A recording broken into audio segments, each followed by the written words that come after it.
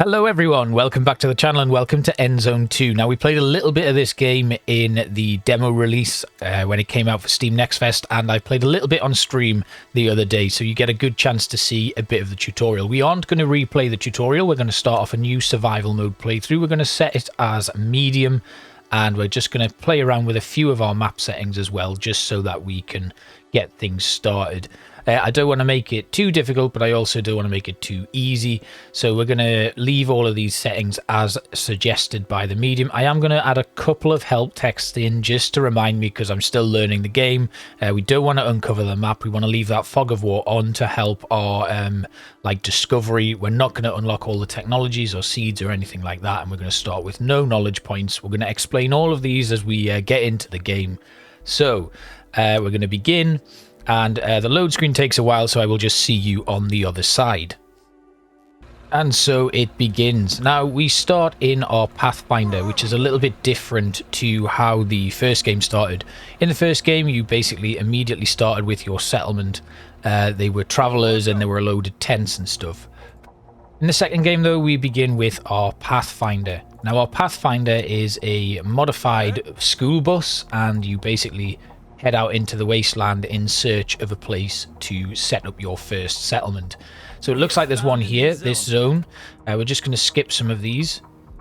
So as long as we've revealed a zone, we can see exactly what it is we can build on. Now there's a huge building up there, and if we just click on this, we can see the analytics for our soil types. We've got a big lake there, we've got some nice fertile land here, and it looks like a little bit more at the back. This is a place for a huge settlement, but there are multiple entry points. There's one here, so I think it's probably better if we are to settle here to come up to this area so that we're close to the fertile ground and that lake there. So we may just take the Pathfinder all the way around, but for now we're just going to keep exploring, because what we can do in the meantime is fill this Pathfinder up with resources. You can see that our water does drain as we are exploring in the Pathfinder, and that's because our settlers are actually using the water as we move around. We also have, of course, 15 adults. We've got 500 food, 150 wood, 150 scrap, some cloth and some plastic. Now what we want to look for in these first loot runs as we're moving around in the Pathfinder is tools, and they're really important for giving us a good start to our settlement. So we'll continue doing some loot runs. If we can fill up our scrap, I don't actually want that scrap, so we'll put that back. We want to try and keep this Pathfinder, that little space there for any tools, and we can always come back out in this vehicle to do further loot runs and expeditions, which have changed a little bit to my knowledge. They have a little bit more about them, so they're a bit more in depth, which is really cool, something I discovered when I streamed the game the other day.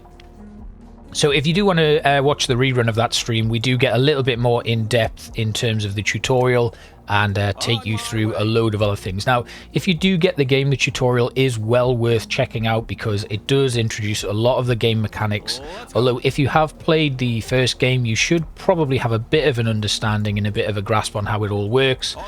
Despite that, there have been quite a few changes, so it is worth just revisiting that to refresh your skills. The game looks beautiful. I mean, obviously it's an absolute wasteland, but it looks absolutely stunning. I'm really impressed with it. I was really excited with it. I'm very grateful that Assemble Entertainment actually sent me a code for the game so I could check it out. And I have to say I've been very impressed so far. This is right up my street. You all know that I love a city builder, and to be doing that in this setting, this post-apocalyptic wasteland, is actually pretty perfect for me. You know, I love the medieval strategy games like Manor Lords and stuff, and I have been thoroughly enjoying that, but this is a welcome change of pace for me, and to be returning to the Endzone universe is actually really like exciting, especially considering I did not think we'd be getting a sequel. So when it was announced like about a year ago, I think, I was really surprised. I didn't think the game had done, you know, I didn't think it was amazingly kind of popular, but certainly popular enough to warrant a sequel in a very short space of time, and it deserves it. It really deserves it. It's a great game. There's a lot of challenge in there. We can start an expedition here, actually, which I didn't intend to do. So we're just going to leave that, but there is a warehouse here. But I very quickly explain the expedition. So if we hold space, we can actually see there are a number of things we can loot here. Now, there are certain items that you can pick up that you can only use in an expedition. There's a generator around the back, and effectively we use that generator to access the control panel, which lets us get in the warehouse. The axe here allows you to break open certain doors. The car's just lootable. So we'll leave that expedition there, but at least we know we can actually go somewhere. And I've actually just unlocked an achievement for doing an expedition before I've even settled a zone there, but I didn't even do the expedition, so that's cool. But yes, there are certain buildings where you can actually launch an expedition, and they're normally buildings that have, you know, they're a warehouse or an old petrol station or something. But we are filling up quite nicely on some of our base resources. I'm not too worried about that water depleting, because one of the first buildings you set up when you build a settlement is a jetty. And the jetty, once it's got workers assigned to it, the jetty will actually generate you some water. I'm just going to turn that overlay off because it is a little bit distracting. But we are very full on plastic now, which is great. We've managed to get quite a few resources to give us the best chance of starting off a successful settlement. Lots of cloth there, lots of tools. And I believe this is where we can settle now, yeah.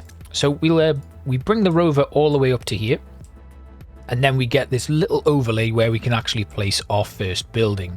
Now, the first building is always a depot. And the depot basically allows your Pathfinder, the vehicle, to transfer resources from the wasteland into your settlement. Now, I'm trying to figure out where the best place would be to put our depot. I'm going to go actually over on this side because we've got trees here. We've got a massive amount of scrap there, and we can actually put our town centre over in this area. Got it. And I get close enough. I think the terrain might be a little bit too... Yeah, so it looks like we're going to have to place our depot here. We'll do that. That's fine for now. So now we need to place our town centre, and I'm going to try and match my town centre up to here. And then we just need to have our scrappers. They're going to need to demolish this building here and this building here just to give me a little bit more space. So our first step has been complete. This is rusticulum. Roman sounding, isn't it? Now, the first thing we need to do is build a jetty. And we're going to build our jetty around here just to give us that initial start. So, if we have a look in the bottom right hand corner, we can see the efficiency buffs which our jetty will have. Basically, you want to try and build your settlement so that these things are quite close together. So having depots in the vicinity of our jetty will increase the efficiency, as well as having a road link to the town centre. Now, a road link won't be an issue at all, but what we will need to do is try and put a depot in as well nearby to give it a little bit more of a efficiency boost. So if we just put our jetty, I'm going to place it here. Then I will build a road that links the town centre all the way to that jetty. Now that the jetty's in place, we can have a look at some other things that we can do. This is fertile ground, and I'm going to talk about that a little bit later on. While the game is paused, I'm going to do a few other things. I'm going to unpause the game actually so the jetty can be built. Now over here we've got a forest, and we've also got some fertile land there. This could be very useful later on. So for now, I'm going to place my forest, my woodcutter's hut, right here. We're then going to run another road from the woodcutter's hut that links back up with the town centre. Now you can see we've got some scrap there that's preventing a decent road link from being formed. So our next step is to add in a couple of water carriers and a couple of lumberjacks, and then we will build our scrapyard. Now our scrapyard is going to be able to harvest scrap. It does need a depot, and it needs a good road link to the town centre. So I'm going to build my scrapyard around about here. I kind of want it to try and be a little bit closer to our woodcutter, and that's for a very particular reason which I'll discuss a bit later on. Then I'm going to change the work area of this to this space here. And hopefully the first things they'll scrap will be those areas where I can then build my new road. We also need to assign some salvagers, so I'm going to put 2 into that, and then we can actually start making some tracks. So you can see here our water is now increasing, our food at the moment is not, and to solve that we need a forager's hut. So the foragers will work within the vicinity of these trees, or they can go up to the back here. Again, they benefit from having a depot and a road link. So what I'm actually going to do is, we're a bit short on places where we can actually forage. That forest down here seemed to have been one of our better ideas, but I think we're going to have to just cope with this area up here. So I'm actually going to build my forager hut backing out next to the water carriers, and then we're just going to move the area, the work area, so that it covers this space here. It does give us about 500. I think we can push it to 530 there without going too far out. So if we just have a quick look, I'm going to use the scrapyard as an example. If I change the work radius of the scrapyard and I just come out of this white circle here, it's a 1.3 times multiplier for the amount of time it takes you to gather resources. If you then go beyond the orange circle, it goes up to a 2 times multiplier, and beyond that red circle, it's a 4 times multiplier. That means it'll take you 4 times as much time to get the scrap from this area as it would in the original zone here. So sometimes if you've cleared out all of the scrap in a certain area, it's better to just, you know, demolish your scrapyard and move it somewhere else. Next, we're going to need some fishing. Now, fishing requires tools. So as you can see, it recommends to get an efficiency buff, you have your tool production quite close to it, which is not great because our tool production, if we go to our industry, our trades and crafts, the workshop gets an efficiency boost from being close to the wood and scrap production. So having a tool shop here will give us a greater rate of tool production, but fishing hut being all the way over there, it won't get a maximum efficiency boost. Now what we could do to rectify this is move our fishing hut and have it down here next to tool production, and then move all of our scrap down to here, or we could set up a second scrapyard over in this area and a second lumber mill down here to get something really efficient going on. But all of this ends up taking it further away from the main settlement. So you really have to be careful when you're planning where you place these buildings. And that's something that's really been impressive to me. Working out the best locations and configurations for your buildings, that's been something that I've been really looking forward to getting involved in. So the tailor's workshop will produce gas masks and rubber gloves for us. They need to be close to cloth production and coal production. More on that in a minute. The coal kiln needs to be close to the wood production. So effectively, you need to kind of stack your buildings in a really good way. Over here, the weaving mill benefits from being close to water and fibre. Now, fibre is produced by farms. We are going to have a look over here. We have plantations there. Now, the plantation can only go on fertile land, and then once it's been built, you have a certain amount of area that you can actually farm. We're putting down the plantation so we can start farming fibres, and then we will build our first farm. Then next to it, we will place our weaving mill. But before we do any of that, we actually need to build some houses, and they come in the form of tents.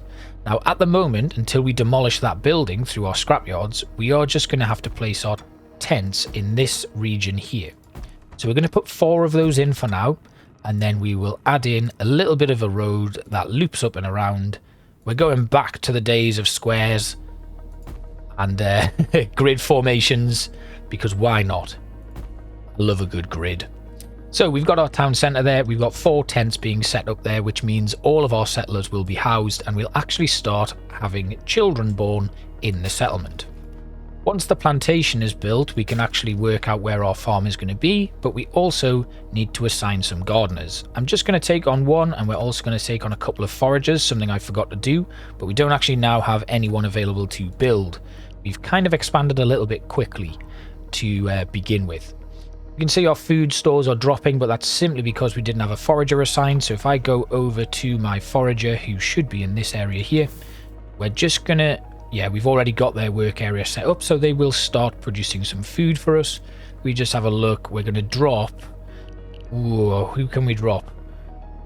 We'll drop a salvager and put in a forager, and there you can see our food stores start increasing. So over at this plantation, we are going to plant fibers, and then this area under cultivation will allow us to put in a certain number of like blocks here where we can farm the fertile soil.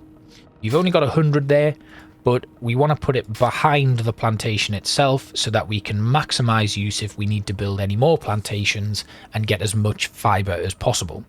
That fiber can then be converted into weaving mill stuff by adding in a weaving mill right here. They need water and fiber. We're putting them right next to it so they get that efficiency boost. And then the tailor's workshop will go here, but they need to be close to cloth and coal production. So effectively what we could do is we could add in a woodcutting lodge here, but it's going to interfere with our gatherers.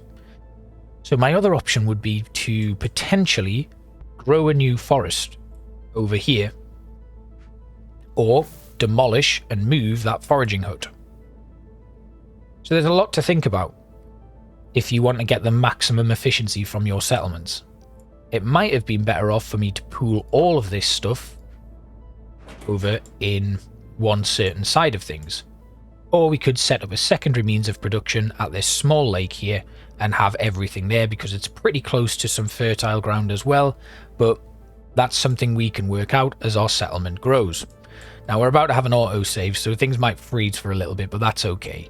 Our coal kiln will probably be the next thing that we look to put in place. So we need wood, we need depots, and we need a good link to the city centre. If I can, I should be able to put in a road now. No, I can't. We're still waiting to scrap that area. But our scrapyard is working, so that shouldn't be too much of an issue, and it shouldn't take us that long to get things up and running. Is there a way to decrease the work area? No, there isn't. Well, that's alright, we'll just let them get on. Eventually we should have a established road link back to the settlement, but as you can see right now, we can't really do that. I mean, I could go here, and then here, and then here, and then we'll go back up again and back around. So we've got this really weird mazy little run that goes through the settlement, but it at least gets us the efficiency of having a road link to the town centre. Another thing you can do, and we're going to need to do this very soon, is build some logistics buildings. So a cistern will allow you to store more water. We're going to put that down there, and then we also want to put in a food depot, which will go right here. We still don't have the fishing set up yet, but that's going to come very soon.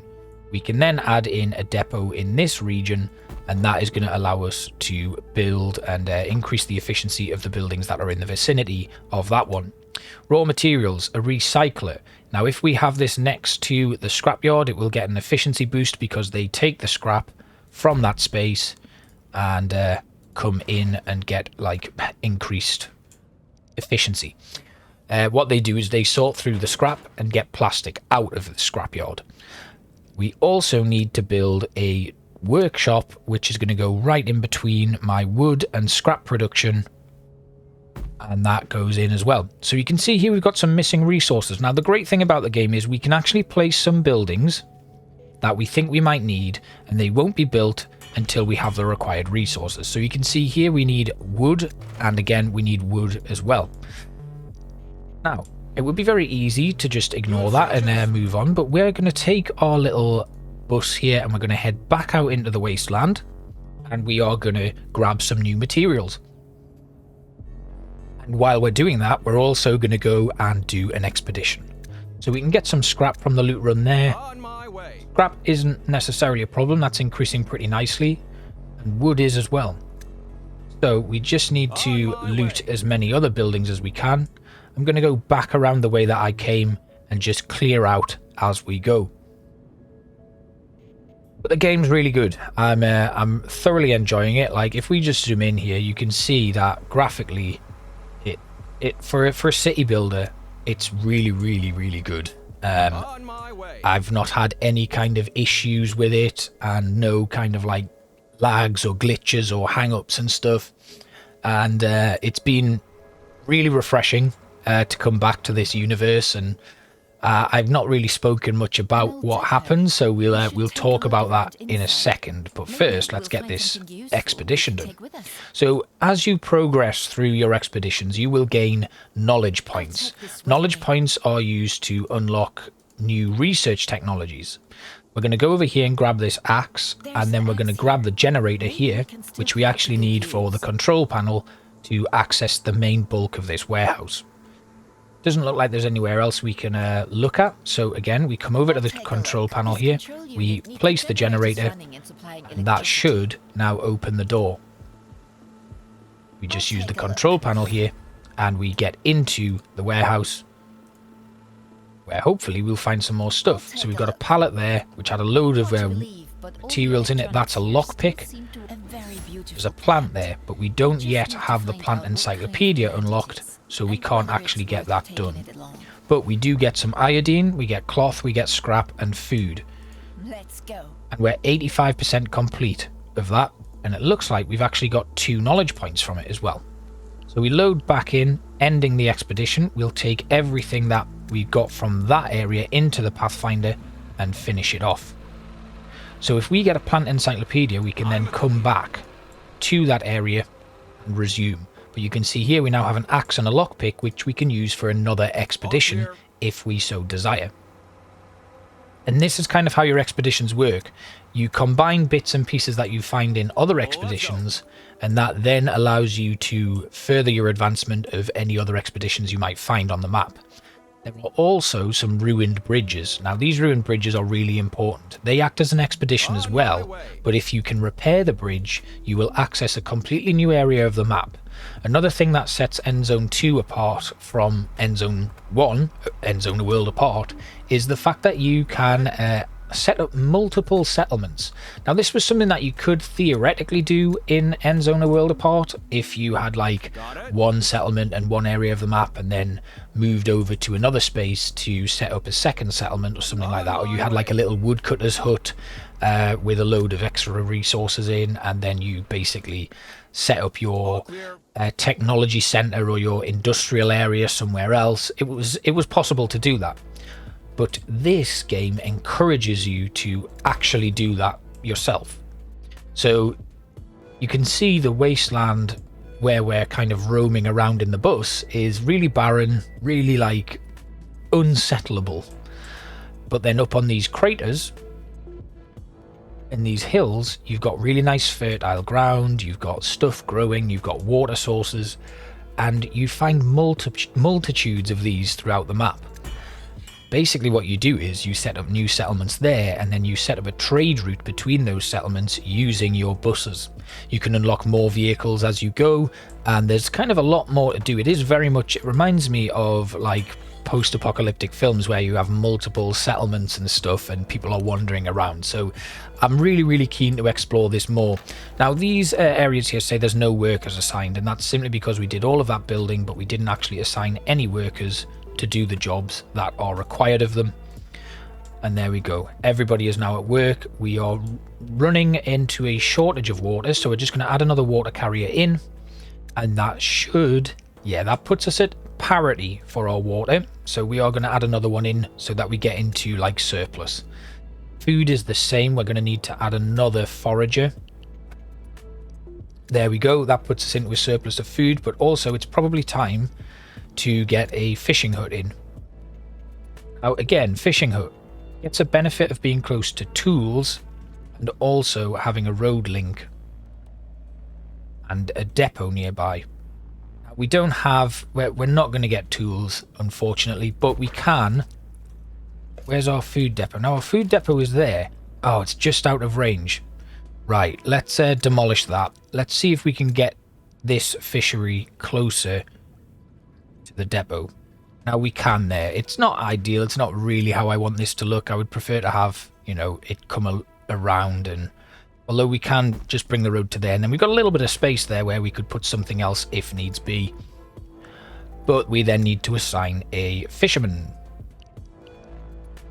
We'll assign 2. That leaves us with 1 space for an unassigned settler. Workshop is up and running. So you can see as well here, if we look here at the woodcutting lodge, you can see now they have an efficiency boost from having a depot and a road link. The depot is right there, so that's good. The scrappers get the same. Recyclers get that as well, and we are going to exchange some goods with the settlement. So we're going to put all of the stuff that we found whilst we were on patrol back into the settlement. Here, I think this is all still, yeah, scrappers need to get their act together, but we have a load of scrap that we need to get through, so that's probably going to take some time. At least everywhere has a road link now. The plantation actually needs a different type of depot. So it needs a material depot. So we'll put that there, and that should increase the efficiency of the plantation and the weaving mill. And I think it's probably best that we have a look at building a forester's hut, tree nursery, right here. It benefits from a road link to the town centre. And then what we're going to do is we're going to have them plant a new forest over here. And that forest will then be used by a brand new lumber mill, or a brand new lumber mill to create some wood for our coal. So we'll have another woodcutting lodge set up here. Here we go. And then we can start looking at other things that we can do. We do need, though, to get our coal kiln set up very quickly in the meantime, because that is the first sign of rain, and the rain is incredibly toxic. So we'll put our tailor's workshop here. Ooh, where can we put it? We'll put it nearby. Yeah, we'll put it here. So it's close to the coal. It's not close to cloth, but that's okay. We can deal with that. But it looks like we're going to get rain for quite a bit of time. But that does actually help our field crops grow a little bit faster. So that's something that we can cope with for now. But soon enough, we are going to get the rain that we don't want, the toxic kind of rain, and that's not something that our settlement is equipped to deal with at this moment in time. I'm actually just gonna demolish this house because it's not really built how I wanted it to build. So we'll go here, and we still can't actually fit another one in, so that doesn't work at all. Let's put a new one in here. I don't want to go too far into the fertile land that we've got there, but more houses will help us develop our settlement a little bit quicker. We are out of plastic, unfortunately. So we are going to drop... Who can we drop right now? We have recyclers. We've got weavers. We've got tailors. We're going to drop 2 master builders. We are also going to... We can probably get away with dropping a forager. I think that shouldn't affect our food too much. Plastic is now going up. We've got a tool maker, we need a tailor, and we also need a charcoal burner. So I'm going to drop a lumberjack. We're going to take on a charcoal burner, and I'll also drop I suppose we can drop a builder again, and we'll take a forester. Then we can start reforesting. The problem is we've got to kind of slow down in our growth rate of the settlement, which is stopping us from being able to do everything we need to do. However, it's fine. We've got master builders.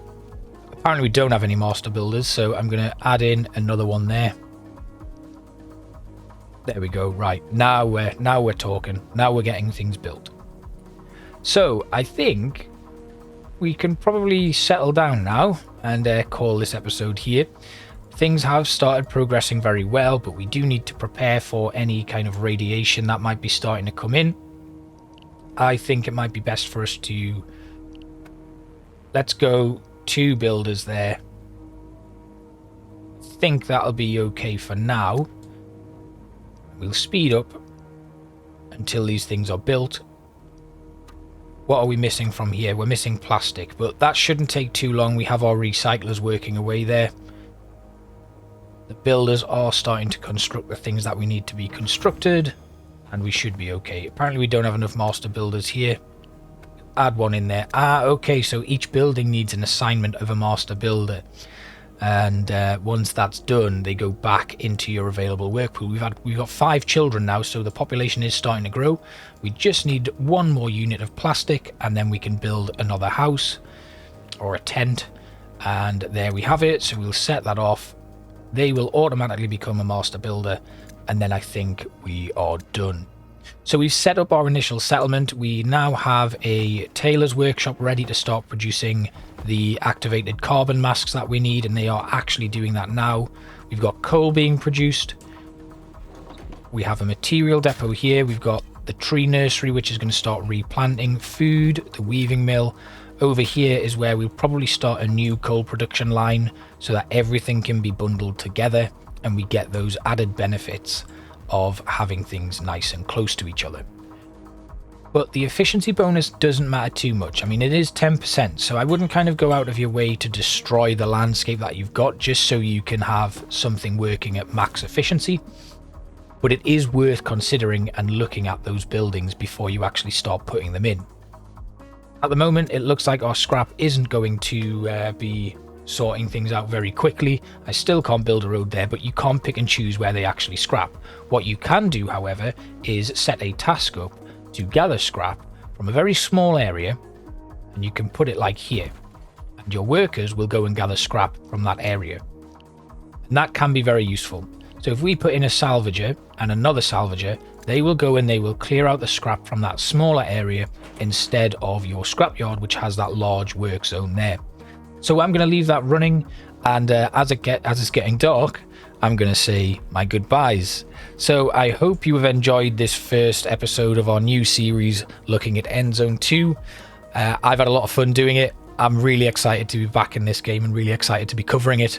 Again, big thanks to Gently Mad and the rest of the team there, as well as Assemble Entertainment for sending me a code. It is massively appreciated. And I hope to see you guys next time. Thanks for watching. Bye-bye.